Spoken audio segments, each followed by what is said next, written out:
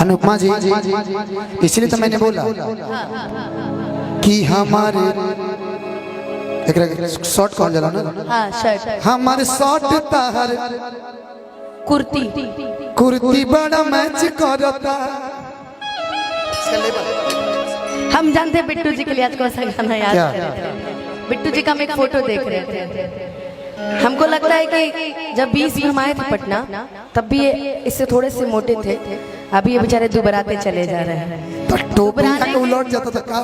दुबराने के साथ साथ इनका हेयर स्टाइल भी देखिए बदलते जा रहा है, बदलते जा रहा है। इनके लिए हम एक गाना याद किए। अच्छा बोलिए ना। कि हमारा बुलेटिया कहियो बैठ के सटावे की ना,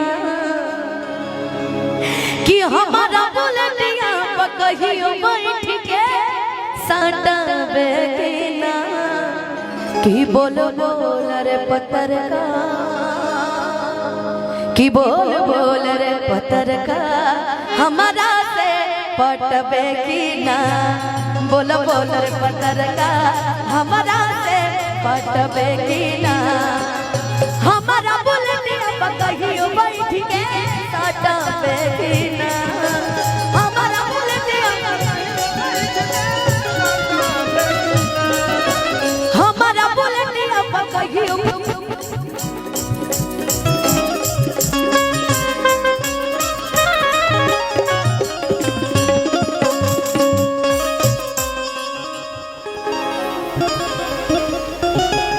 दोनों खत्म हो गए क्या sir?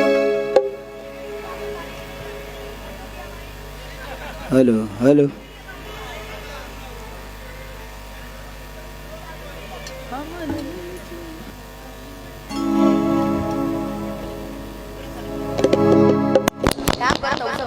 Hello hello hello hello hello.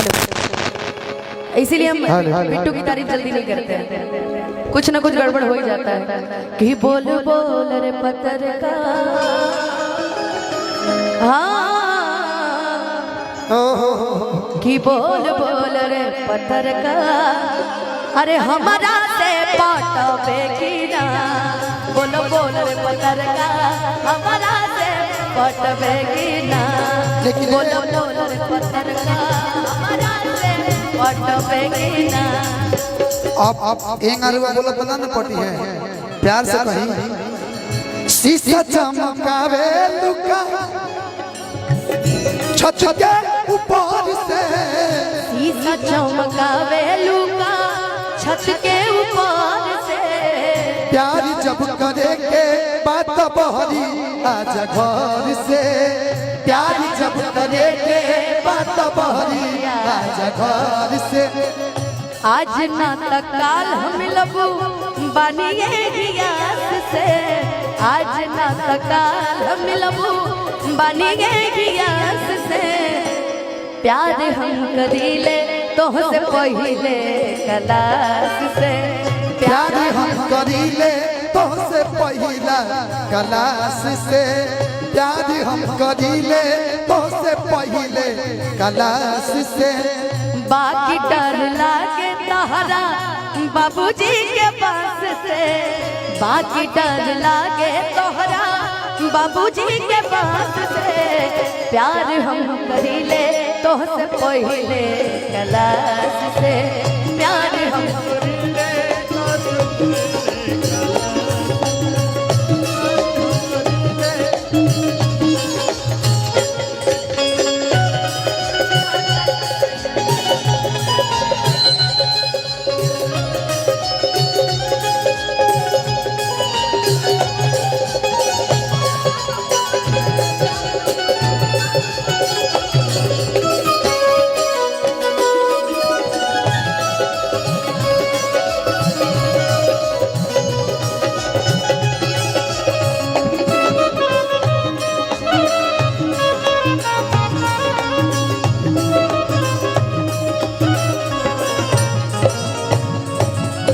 कि दूर दूर रहे लगा है, ले आधा तेरा आधा मेरा, कि दूर दूर रहे लगा है अपना लभार से, दूर दूर रहे लगा है अपना लभार से प्यार जब करेंगे बात बहरिया जघर के प्यार जब करेंगे बात बहरिया।